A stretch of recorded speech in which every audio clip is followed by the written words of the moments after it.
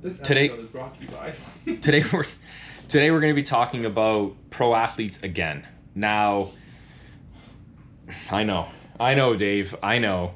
The problem that I'm having with this again is I just got a call from one of our competitors. Sorry, from our one of our retailers called our distributor and voiced their desire to see what our marketing plans are, because when I had met with them last in Quebec, we're talking months ago, and they want to know, okay, like, what are you doing to execute, because we haven't really seen anything. Even though we're executing behind the scenes, we haven't seen anything visible. Remember, I keep on hounding you on this. The reason why they're asking more than likely is, now again, remember, this is Quebec, and they have an allegiance to their own. We all know that, and I actually, in all honesty, I actually admire that, because they're hell bent on keeping their culture, and I admire that these days, to be honest. Now, a competitor ended up picking up a player on the Montreal Canadiens. And it sounds like they're trying to leverage that to get into the Quebec market. Now, this is something that, again, remember how we keep on going back and forth about the importance of pro athletes and whether or not pro athletes matter? Now the other question mark is, how important do pro athletes matter to certain regions in order to get your product on store shelves in those regions? And I would argue it's not as important in the event you have a great product, you have good distribution, you have a lot of momentum, it's a well-known brand, stuff like that. Also, on top of everything else, how important is it for growing the brand now beyond what it's already been grown to, or even where it sits now? I don't know. However, this is something that I think justifies having a conversation. And I know there's also strategic marketing plays in order to keep the wolves at bay and to keep competition at bay and all this other type of stuff. And the argument is, for example, McDonald's, Coca-Cola, Apple, they don't advertise to gain potentially new customers. The majority of their advertising is to maintain market share. Yeah. Right? And we also have to be strategic because we can only use, say, 2 NHL players, right?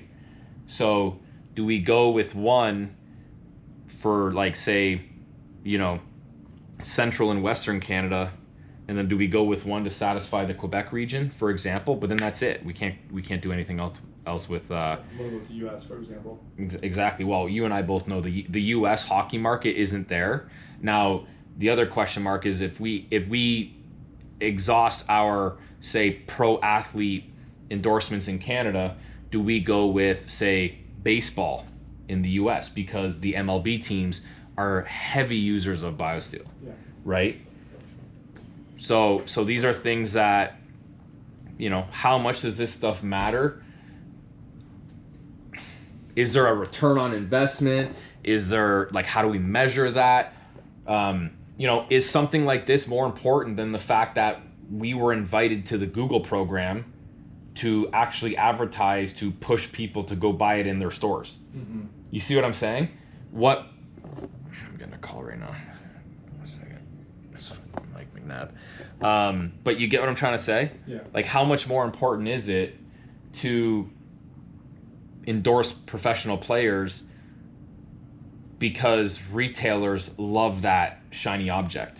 Yeah, I think it's going to be on us to educate them on what we're doing and why, based on new research, new data. Like, the reason why they're asking about pro athletes, and especially pro athletes in that area, one, it's what BioSteel always did before. Mm-hmm. So they're just status quo. They're asking about it. 2, it's an easy, like, obvious marketing option, or marketing solution that they can look and be like, oh, this is obvious. That's weird. Keep going. Well, I don't know where I got cut off, but there was a player on the Montreal Canadiens. There's a player on the Montreal Canadiens. Based on that, it's going to increase sales in our area. We have several case studies that we can. I think it's on us to communicate to the retailer and our sales reps to communicate to the retailer what actually makes impacts for sales in that area. Like, we can bring up the fact that BioSteel previously had Patrick Mahomes, and we know how sales did in and around the region in which he played or plays. Not that much at all. Yeah. Right? Which is shocking. But that just goes to show you that does having the player endorsement actually move the needle for sales that much? I'd argue no. I agree with you. Now, what I would come back and say is, does it move the needle? Would it have moved the needle if, for example, that was, Connor McDavid playing in that city because BioSteel has been branded the hockey brand? You see what I'm saying? I think, I think you're overestimating how much people look at BioSteel as purely just a hockey brand. I think that a lot of consumers just look at this as like a hydration and electrolyte product. What do you think, David? I agree. Yeah. And so my point is that if we go back to the retailer and say, hey, listen, like, sure, the endorsement strategy, we're not doing none of it. We're doing some of it, and this is what we're doing, but we're going to dedicate, 1% of our revenues towards this so that we understand it's going to play some impact. But let me tell you about these other things that we're doing that nowadays moves the needle way more. It does. Boom, boom, boom, boom, boom. We start listing out all these other things, right? Yeah. We start listing out, hey, we're doing the Google Accelerated program where we'll be able to push to retail, from Google to retail locations in your area. More than likely, when someone it's not even in your area. It's actually to your exact store, which I didn't realize. I thought it was per area. Yeah. It's actually to the store itself, which is why we need those addresses. So when in the States, which they're not providing. I want to buy BioSteel, for example, they're not going to be like, oh, look at Connor McDavid. I now want to go buy BioSteel. Let me try to find out where to buy it. You're going to go to Google. You're going to search BioSteel, and it's going to pop up at that retail location. That's something, if you communicate to a retailer, they're going to really like it. If you talk about, for example, Mike was talking about how retailers are prioritizing innovation nowadays, saying, hey, here's the new products that we have coming up, and this is whenever we launch a new flavor, sales spikes overnight. And this is how we're going to be pushing it on. Supposedly, I don't know if you know this number, but supposedly the majority of specialty, especially, 30% of their sales represent innovation every single year. Every year. Yeah. How crazy is that? So if we with in-house manufacturing? Exactly. The innovation is going to be insane from us. Yeah. I think another thing that we cannot hammer down people's throats more, we should be hammering down people's throats even more, is the fact that BioSteel already has so much brand recognition. Like, every single conversation with retailers should be, they're like, well, why should we bring back BioSteel? It's like, well, BioSteel spent $400 million on brand recognition. Everyone knows about it. When consumers, when they go in to buy, just the fact of everyone's asking us nowadays, hey, where can we buy the product? Like, it's a no-brainer for you to carry it. And when it comes to the competition, BioSteel is a niche product that has so much brand recognition. Just having that in and of itself is going to be moving the needle. Yeah. I'd say also, your other question was, how much do athletes in that area move the needle? Well, something else when it comes to retail location and regionality. It's almost that's what the question is now. We already know that. Hey, listen, it's somewhat important. It's not the only thing that's important. It also isn't the only reason why brands sell product. We already know that. Yeah. It's now coming into effect. Now what's coming into effect is, do we strategically pick athletes based off of their geographic locations of where they even play? Right? Yeah. That's another one. So I think what we actually have to do is come up with almost a bullet point of arguments that we've heard over the last 6 months and 8 months, right? And also counter arguments that say our competition is firing back to other retailers and saying the NSF thing keeps on coming up. Yeah. Where, we heard BioSteel is not going to be NSF certified. So, like, that's still a narrative out there, which is crazy. Yeah, screenshot that freaking LinkedIn post that you have where Jim Starr from the NSF is commenting on it. Be like, no, we're happy to have BioSteel back in the program next year. Yeah. Any question you get from a retailer, be like, look, it's literally one of the head guys at NSF is saying this. Like, it's literally crazy. So, anyways, that's a weird one to kind of squash, I guess you could say. But nonetheless, it's something that we actually do have to squash. Yeah. But that's another question too, is like, do we focus on athletes that are kind of regional, right? Which, now, Quebec is also an exception because they're so, like... Yeah. They're so... You went to school in Quebec. Yes, but... And I mean, like... I live in downtown Montreal too. There's a lot of diehard Habs fans there. Yeah, I know. Fucking diehard. But how much is a product endorsement going to actually have them going to go buy the product? Like, I would say that needle is so... Like, it's barely moving. Like, it's barely moving. What do you think? What I think really truly moves the needle Dave's got nothing. Is the guy that we were already talking to that has diabetes, that is celiac, that, like, if we do a promotion or campaign or whatever, and he's talking about why, like, his story with diabetes, coming up as a pro athlete, how he overcame that, and how BioSteel is a key part of that, every single fucking person in all of North America who's diabetic and an athlete is now going to go buy the product because of that. That's the sort of endorsement that I can get behind heavy. Yeah. Just because, like, someone's like, hi, I'm so-and-so, I play for the Montreal Canadiens, and I drink BioSteel. Like, no one's going to go buy it. No one's going to go buy it because of that. Like, fucking barely anyone. Well, some people, sure, but is it worth $250,000? No. What were you going to say? I think, endorsements don't, like, just move the needle. It's like kind of like McDonald's. They're not out there trying to pick up all these, influencers, movie stars. Like, they already have brand recognition, and BioSteel is not as big as that, but they've already accomplished that prior to us, right? Yeah. So now now we should be more strategic about the partnerships, not necessarily about building brand awareness. Yeah, it's maintaining it. Yeah. Right. So, and always asking the question, why do people buy? Like, actually buy the product, right? Like, just seeing your favorite athlete have this partnership, because once again, we can't forget, every hockey fan is not a brand new hockey fan like right now. They've probably been a hockey fan for years.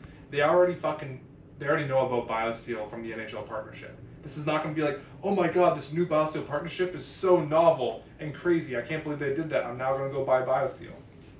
Right? Yeah. Like, they already did that. Also, Body Armor is now in the NHL, right? It doesn't mean everyone that watches NHL is buying Body Armor. They're still buying BioSteel too, yeah, right? of course. And I would even argue that endorsement doesn't even work. It's not actually really working for them. Right. Like, have you heard, like, the sales data coming out of, like, Sobeys, Metro, all of these other retailers, like, Body Armor's sales are flat at best and declining significantly. Like, they are not doing well up here. No, like, you look anywhere, and whenever I go, like, places and I see our products and our competitors on the shelf, like, I'll check. Body Armor almost all the time is collecting dust, like, literally, like, collecting dust on the shelf, right? There's a vending machine at the gym that I go to, and their stock hasn't moved, like, whatsoever in weeks. Maybe a bottle or two. They got Good Life? A Good Life. There's a vending machine now? Yeah. Really? Yeah. The protein drinks, they move. Really? I see those ones coming through. Interesting. Oh yeah. I see those ones moving. The energy drinks, they move. Body Armor, fucking collecting dust. Now, there's also a sports drink in a gym. Now, how often are you buying a sports drink there? Not as much. Maybe if you were to walk into a hockey arena, would you see it moving more? Sure. Yeah. Right. Yeah, very interesting. Okay. Yeah. So, what's the general consensus here? That in terms of regionality, I wouldn't be concerned about it. because I don't think that's moving the needle in terms of why somebody buys. Yeah. Right? Use case. So It's use cases. yeah, the one like the candidate you are suggesting, Mm-hmm. that makes a lot of sense. There's so many angles with it, right? There's history with it. Mm-hmm. He is a pro athlete, so that's leverage in itself. So many angles with it. Let's say one of the women in the women's pro hockey league, the PWHL. PWHL. Thank you. In the PWHL, let's say hypothetically one of them had complexities with their like female reproductive system, and they were drinking BioSteel, and that was some important. Their staying hydrated was an important part of their a surgery that they got, or a sickness that they got, or let's say they were pregnant before in the past, and so yes, they're an athlete and they have that celebrity status from being an athlete, but they also were pregnant and they were drinking BioSteel through their pregnancy, and they like talk about it all the time and how much it saved them during that period or whatever. Like those are all like call it endorsements or promotions of the product a story. that would lead to someone of being like, oh, I also suffered from PCOS, It's or I also it's relatable. Yeah, it's that will relatable. then go make someone to actually go to buy the product. For sure, and there's a story behind it, There's a story behind right? it. And stories sell products at the end of the day. No, I it's not lost on me. I actually do get that. Very interesting. Yeah. Now, the story of just being like, hey, this is a hydration formula that's good for athletes in general. Like, yes, that's a story. That's a story that's very played out now. It's not really a story, to be honest. That's not Back really in 2008, 2009, it was a story Yeah. because there was nothing on the market for pro athletes that just having that in and of itself, a new formula, was novel. It was a reason why people were buying because Yeah. it was so drastically different from the competition. Now there's several formulas that are all things considered similar, Yeah. right? That fit the fucking criteria of someone just buying a sports hydration drink, Yeah. right? So you need to think now more like, why is someone buying BioSteel versus the other ones? Yeah, for sure. And one that we don't talk about enough whatsoever is how great it tastes, Yeah. right? Like I'm not saying that has to come from pro level athletes, but we need to be hammering that down people's throats more and more in our like advertising and marketing. Yeah. Is like that it truly is the best tasting product, Yeah. right? So we have to, whether it's screenshotting reviews or getting testimonials, or whether it's having like maybe it is a pro level athlete, but we're getting a testimonial about the taste, and this is the best tasting sports drink, right? We need to do a double blind taste test with the academy kids, Yeah. right? They start next week. You know what I mean? We need to do that. Yeah. Like, no question. Yeah. Yeah. So someone's buying it because of the taste. Someone's buying it because of obviously the formula and like the no sugar aspect. Yeah. Let's say if you're diabetic or whatever, celiac, and like maybe not the reason why I buy, but there's still people out there, is the fact of the packaging, right? Like we need to talk about the sustainability of the packaging more, because there are people out there that will buy They do care. BioSteel Yeah. over other packaging types. Yeah. And then there was one more too. Was the fact that there's no warning labels on it, Yeah. right? Yeah. That's something we need to continue to lead into more and more. Yeah. Because our competitors have warning labels. Yeah. Yeah. Yeah, no question. Cool. Okay.